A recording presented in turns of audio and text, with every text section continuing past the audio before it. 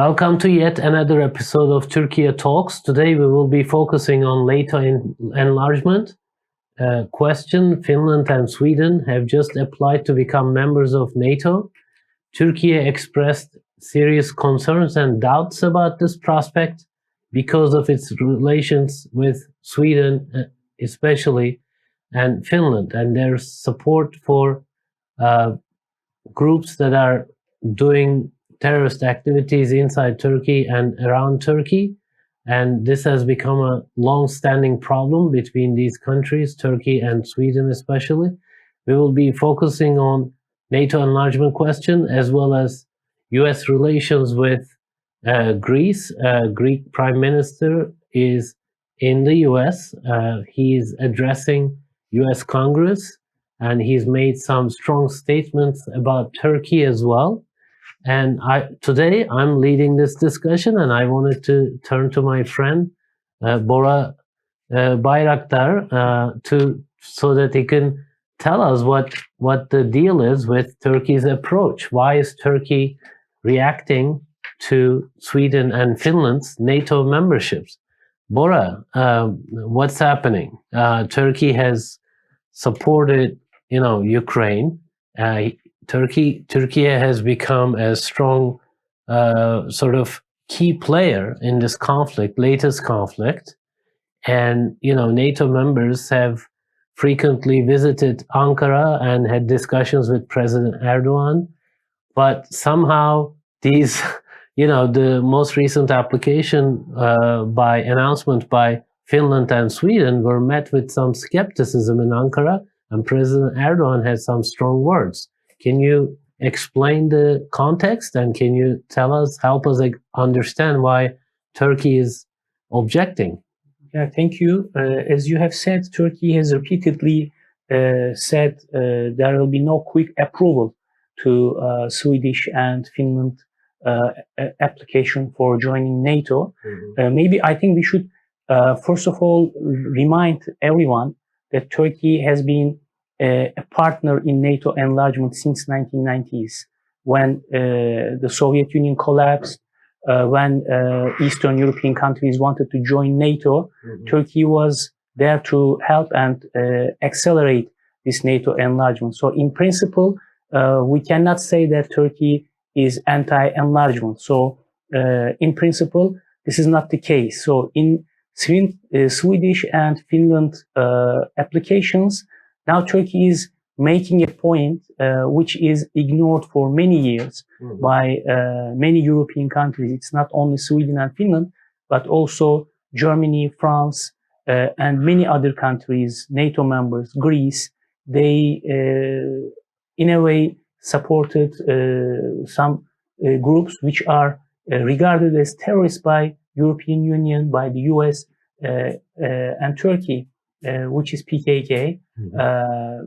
We remember visits from these capitals to the leaders or, the members of this community. We know that some of them took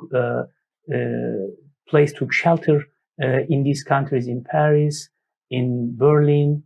Recently, we are talking about Stockholm and other cities. And also, I remember when I was a young journalist in 1990s, when Abdullah Öcalan, the head of PKK terrorist organization, he traveled to Greece, to Italy, when he was forced to leave his Syria. Yeah, from Syria. He went to Moscow, so he was like the hot potato, and everybody was throwing himself. Yeah. And he was captured by a Greek split passport in Kenya, in Greece embassy. So there is a long history of European support for PKK or PKK affiliates in Europe, right? Yeah. Also their fundraising efforts as well. And remember, former NATO Secretary General, when he was Prime Minister, I think in Denmark, he also was in a position of supporting their television networks. Yeah. We remember the cases. So it is openly propagating basically pro-PKK positions in European TV channels. Yeah. So it is not something new. Yeah. Turkey has always criticized and complained about European support to this organization. And also we should remind everyone that these terrorist organization used human bombs, terrorist attacks in Istanbul, in Ankara, killing many civilians. And recently, when we look at the situation in northern Syria, they kidnapped children. They use them as their military tool. They are raising them as terrorists. So this is a big issue from any aspect, from human rights, politically, legally. This is a huge problem, and Turkey is in a position to stop this. And right now, in the field, in Turkey, in north of Iraq, in north of Syria, Turkey is fighting with these terrorists and also defeating them. They are losing their power. For example, in city of Diyarbakir, there are families who are now claiming their children, their sons and daughters back from this organization. So there is this tendency. So I think in European capitals, there is this tendency, they think Turkey's consent granted. So they think Turkey should say yes, whatever is presented to Ankara. So this is changing, I think, and this is a good opportunity for Turkey to make its position, to make its stand. And President Erdogan a couple of times said, it will be no quick approval. He said foreign ministers of Sweden and Finland don't bother to come if you don't have anything to present Turkey, if you don't address Turkey's security concerns. It will not be a good way to solve this. I agree that, especially you raising the point that Turkey is not against enlargement. Turkey has been supporter of all the enlargement efforts, including that of Georgia, that ended up with Russian invasion of Georgian territory, and Turkey has supported Ukraine. Turkey is for a strong NATO. It has even called on NATO to do something about Libya, do something about Syria in the past. So I think that's an important distinction you just made at the beginning. But of course, PKK remains a major national security threat. And when Turkey complains about it, brings up issues about PKK fundraising in Europe or, recruitment of, people and etc., often, like you said, Europeans kind of dismiss it and say, oh, well, it's kind of like Turkey just talks about this all the time. But what do you think? So, do you think there is any room for negotiation? There's any room for Sweden and Finland to come up with some concrete things that Turkey would like to see, and then eventually we get to enlargement of NATO in the Baltics? I think, when you read Turkish president's statements, it seems very tough and, firm. Okay, he says there will be no quick approval, but he doesn't remove this off the table. Some other Turkish officials said Turkey's doors are open for negotiation. So actually, when Turkish president speaks, he sets a line. I mean, he sets his conditions. So if you want to negotiate, this is the starting point. First, you have to give the terrorists that we are asking for. You should stop funding these terrorists. I have some numbers about PKK and YPG. YPG is affiliated with PKK. I mean, with an average intellect, everybody can understand that this is the same organization. But somehow, the United States and other European countries say, oh, this is different. No, YPG is an extension of PKK. and it was granted $210 million so far by Sweden. And according to numbers, by 2023, they are planning to fund the organization more with $376 million. They also fund, as you said, their TV and other digital networks, which make propaganda for the organization. So they have to stop this, and they have to come with some proposals which would address Turkey's security concerns. So Turkey actually here is bargaining, and we know that Turkish president is very good at that. He's drive a hard bargain. Yeah, he's a very experienced diplomat in a way. For the last 20 years, he's been in many negotiations on many different issues, so he knows how to deal with that. I think right now Turkey is just setting the standards for a future discussion, and if and when Sweden and Finland addresses Turkey's security concerns, I think there can be improvement. We know that president is very pragmatic, and he can make give and take kind of negotiations. I agree. We should also maybe bring up the fact that in the last NATO summit in Brussels, Turkey brought this up again.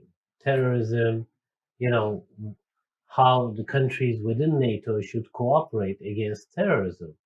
And the irony is that several years back, if you remember, there were negotiations with Turkey about EU membership, and one of the conditions was actually not for membership even, it was for visa liberalization, so that Turkish citizens can enter Europe for visa-free.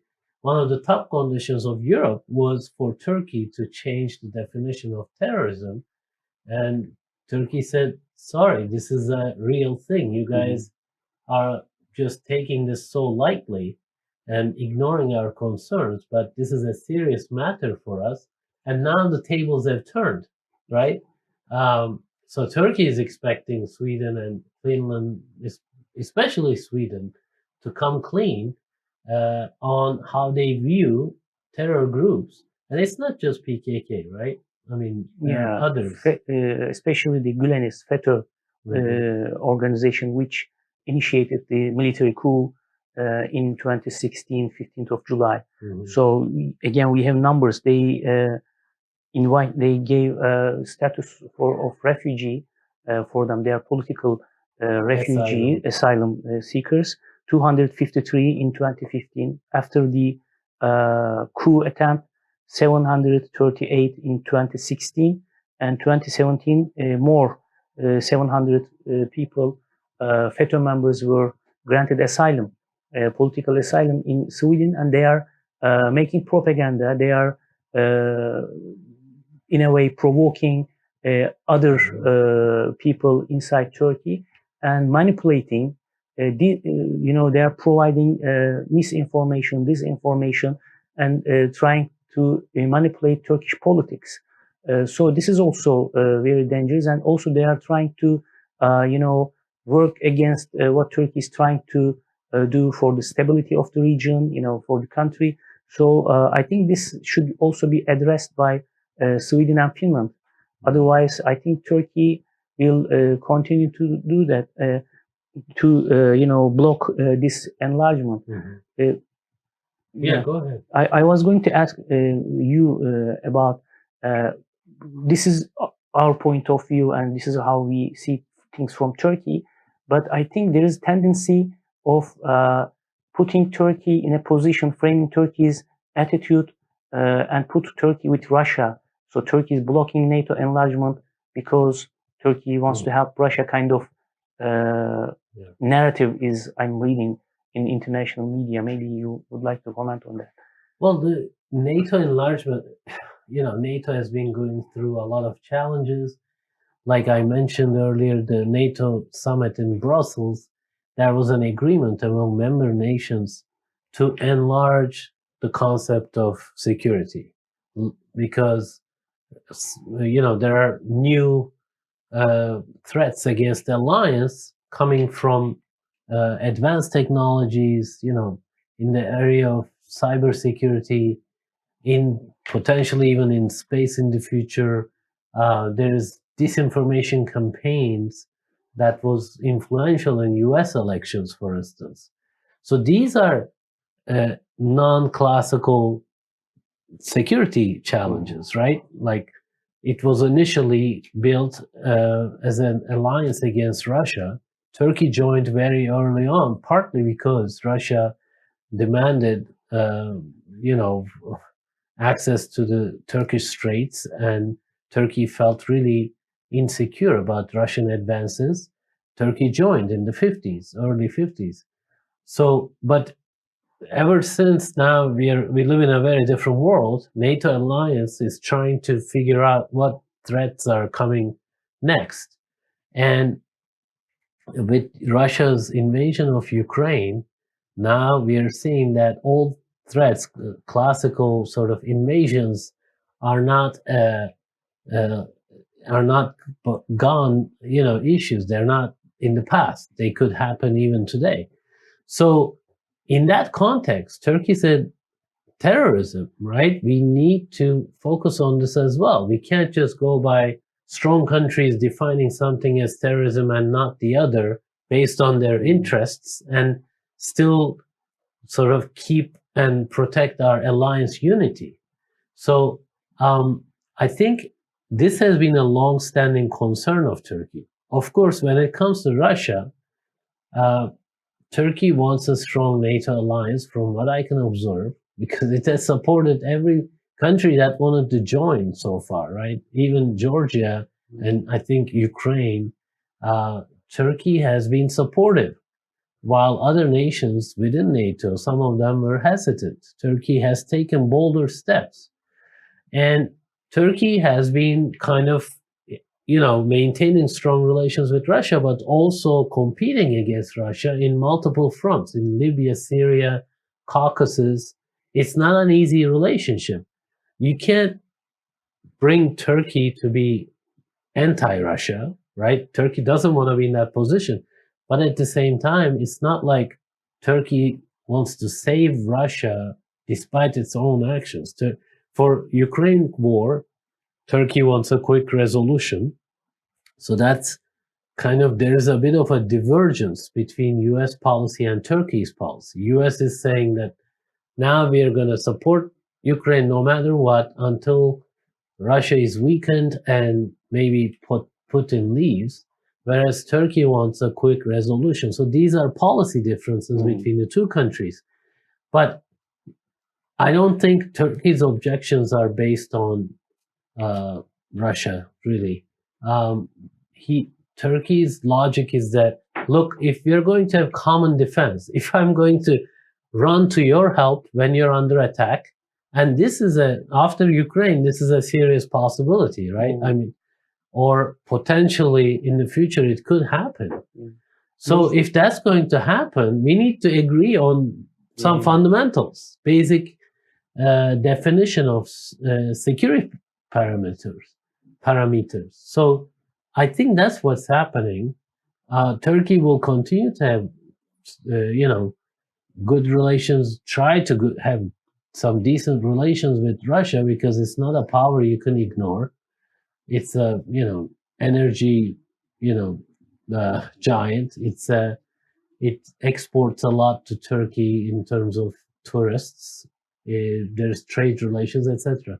So I don't see this objection to Sweden and Finland's NATO membership as a pro-Russia thing. Yeah, I don't think so. Also, Turkey's security concerns are genuine concerns. Nothing new, right? Yeah, and we suffered a lot. I mean, as a Turkish citizen, living someone in Istanbul, I witnessed many, as a journalist, I witnessed many terrorist attacks here in our hometown after a football game. Remember, Beşiktaş was playing, and after that, 40 people were killed in the middle of Istanbul, and it was done by PKK. So it is a genuine, civilians were killed in southeast of Turkey.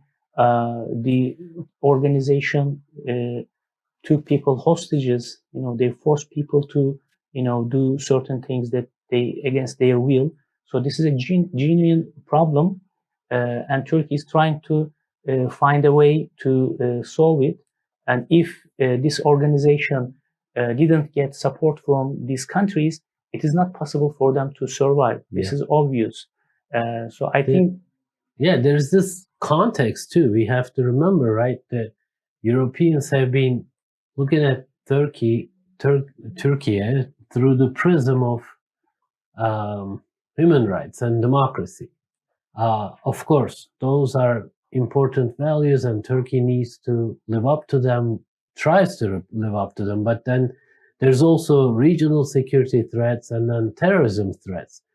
And until Ukraine, Europe overall have kind of, taken security not that seriously. Now they're starting to take it seriously.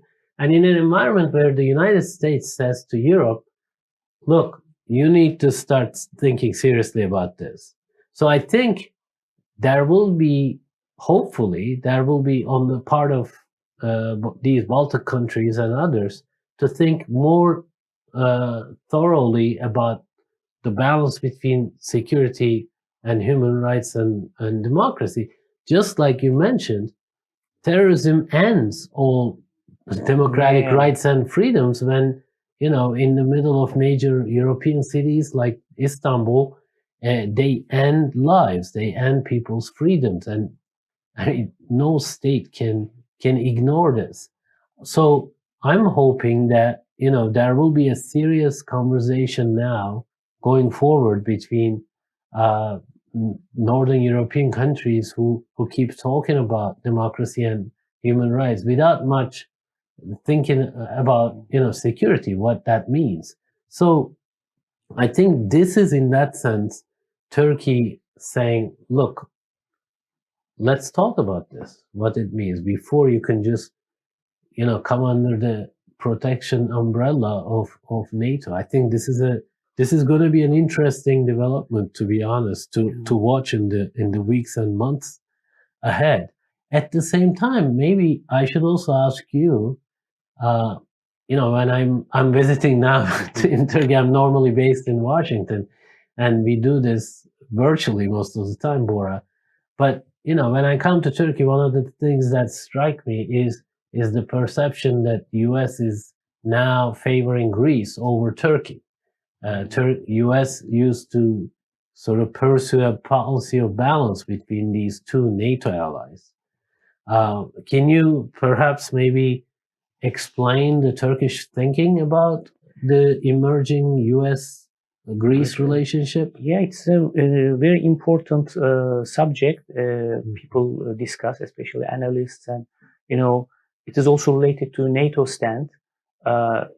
Greece is a NATO country, Turkey is a NATO country, but when the United States are making preferences between the two, while not giving some certain weapons to Turkey and flooding weapons to Greece, so it makes people think about what's going on. Is these preparations are against a non-NATO ally or against Turkey?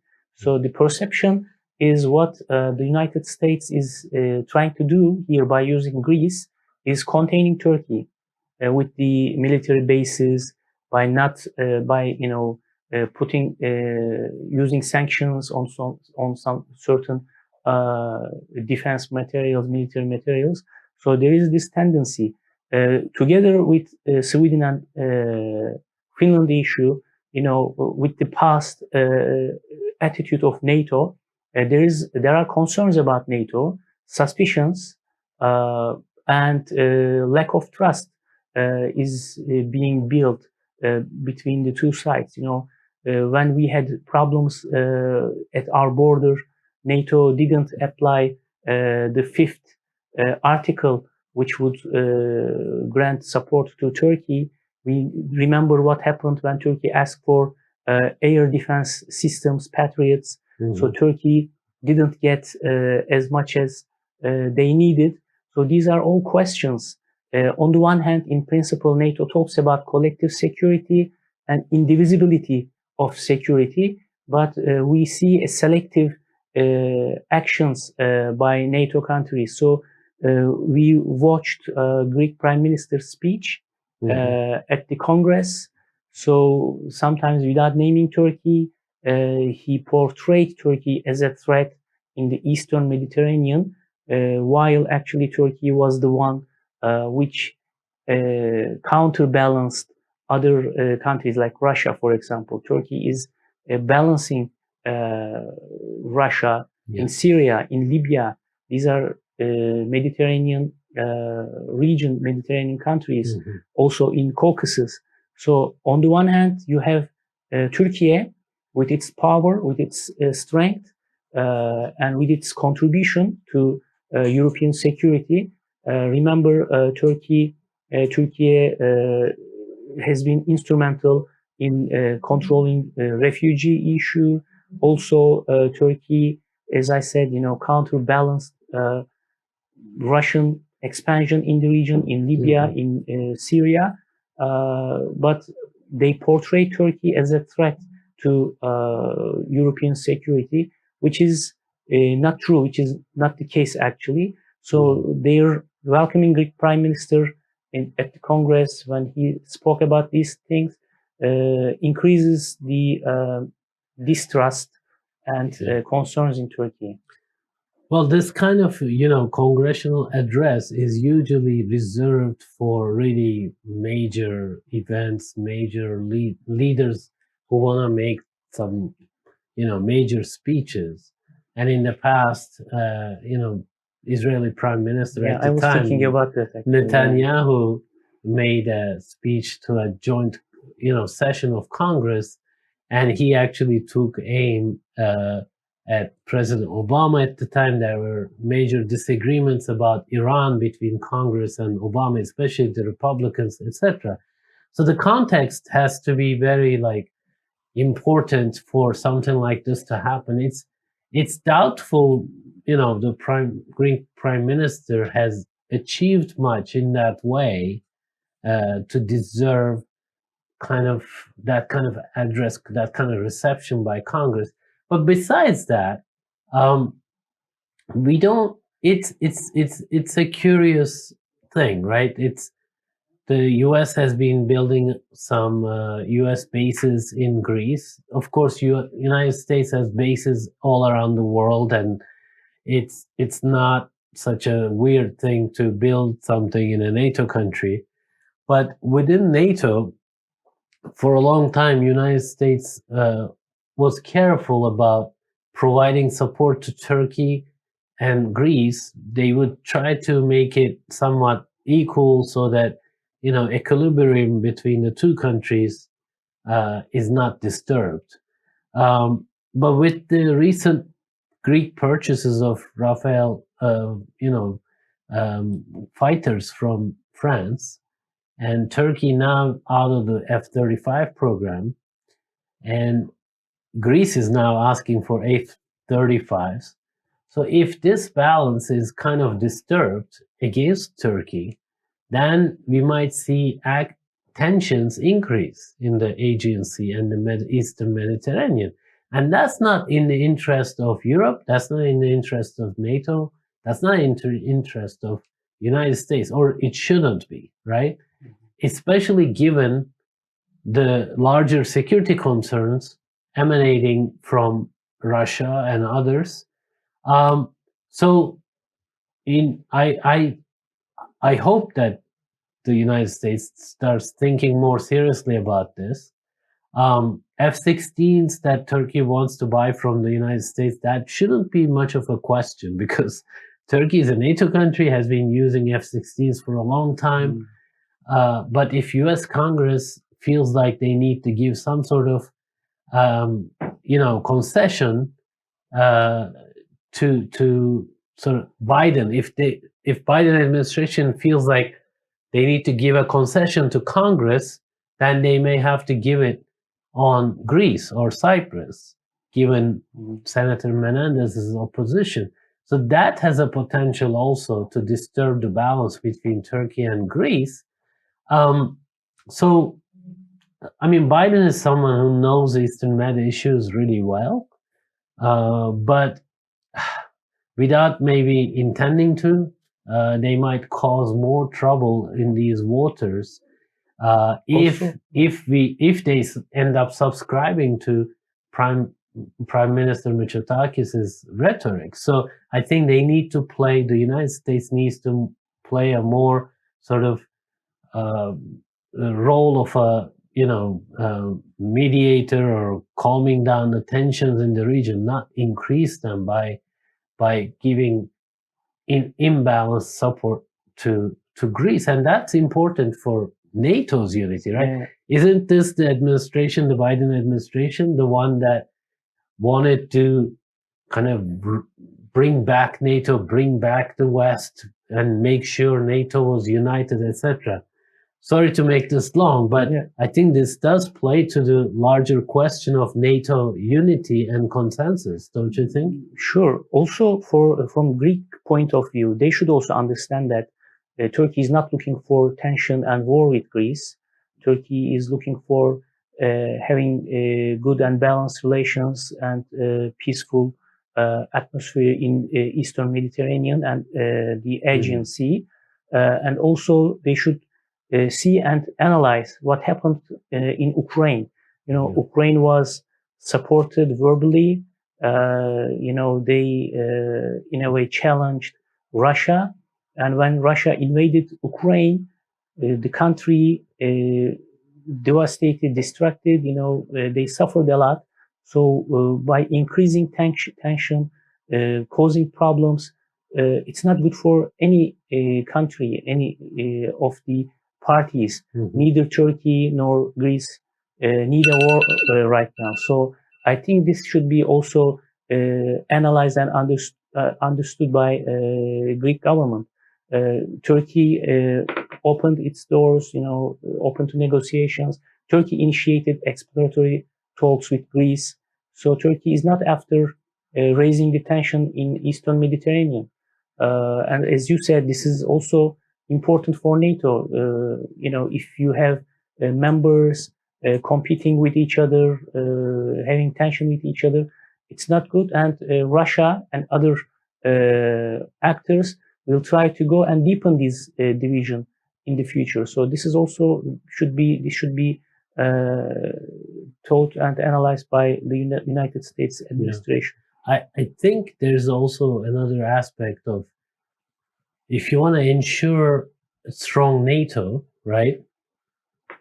These, intra-NATO disputes have to be somehow resolved, and you need some more positive agenda. And energy is actually, we discussed this in past episodes. Energy provides a lot of opportunities. In recent years, there has been a lot of rapprochement between Israel and Greece and Cyprus, and Turkey, with its maritime agreement with Libya, showed that Turkey cannot be excluded from this conversation. And there's some recent positive talk about Turkey potentially being included in that Eastern Med energy discussions, and that would be a welcome development, because I think Turkey and Greece will not, as you said, they're not going to go to war or go to conflict, and they shouldn't. And there's a lot more that they can grow the pie instead of fighting over a piece of pie. They can grow the pie by thinking together on energy, because we are right now, especially with Russia's invasion of Ukraine, we are in a period where there's a lot of pressure on energy resources, and the next few years especially, it's going to be like this. And the islands issue between the two countries is just not going to be resolved easily anytime soon. So they have more to gain from cooperating rather than trying to raise hands and increase tensions and get US on your side against Turkey to put pressure on Turkey. That just doesn't work. We've seen this over and over again, trying to impose pressure on Turkey on these issues doesn't work. What works is cooperation. And we've seen that in the refugee agreement. We've seen this in other, diplomatic negotiations. If you try to grow the pie and talk to Turkey and address Turkey's concerns, Turkey is ready to work with you also to address your concerns and be pragmatic. You mentioned this earlier. So this, Sweden and Finland's inclusion in the NATO question is now bringing up these long-standing issues, I think, that haven't been addressed properly within the NATO alliance. And this is a good opportunity. And I think Turkey is largely trying to use that opportunity to say, hey guys, okay, we are allies. We are ready to fight for each other. That means we need to agree on the basics. Let me ask you this one last thing. There is global challenges right now in the supply chains because of the war. There is a lot of, agricultural products, the hardships regarding them in terms of exports and imports. And this is impacting many economies. It's impacting Turkey's economy as well. How is the Turkish public looking at the situation and seeing the region? I mean, this is a public that is really very actively thinking about foreign policy, much more than many other countries, I would say. How do they see this situation? Yeah, I think, as you said, when you watch televisions, Turkey has lots of news channels from, the ones which support opposition parties, those who are with the government. All of them are talking about for hours about the war in Ukraine, about what's going on in Syria, this NATO issue. For hours, you see different experts, they are making comments about it, and people are trying to understand. And as you said, they are very curious about and following very well. And also, we should maybe remember that when it comes to Turkey's security and Turkey's well-being, the Turkish public so far took very interesting stand, and they always were in the side of Turkey's strength, independence, and everybody has an idea about what the United States is trying to do, what Russians are after, who is deeply Putin. Suspicious public opinion against the US. And people, I think there is an understanding that Turkey has been under attack, especially in 2014, 15. So now we are in a period of transition and recovery. I think many people understand that. But again, the hardships of economic problems also has impact on how people think and understand.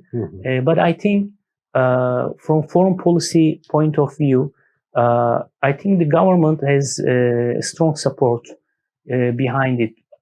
Otherwise, you cannot continue these policies. For example, Libya, there were discussions about it when Turkey first signed the agreement. Why are we doing this? What do we have in Libya? Kind of talks. But in general, right now, the public opinion is behind that. So people understand what blue homeland doctrine means, what Turkey is trying to do in the Eastern Mediterranean, why Turkey is now, blocking this NATO enlargement so far. When it comes to terrorist activities, I think most of the people in Turkey understands what's going on. But again, there are some networks funded by, foreign countries, and they are putting another perspective. So we see a strong discussion, maybe from different places, not together, not in the mainstream, but everybody is talking about what's going on in the world, and this is very important in Turkey. Thank you. Yeah. Today we tried to analyze Sweden and Finland's application to join NATO and Turkey's reaction to it, as well as Turkey's relationship with Greece and the US role on that. Thank you, Bora, for joining me today in the studio. This was, I think, much more fun than Zoom or Skype. So thank you very much for following us, watching us. Subscribe to our channel, and we'll see you next week. Thank you.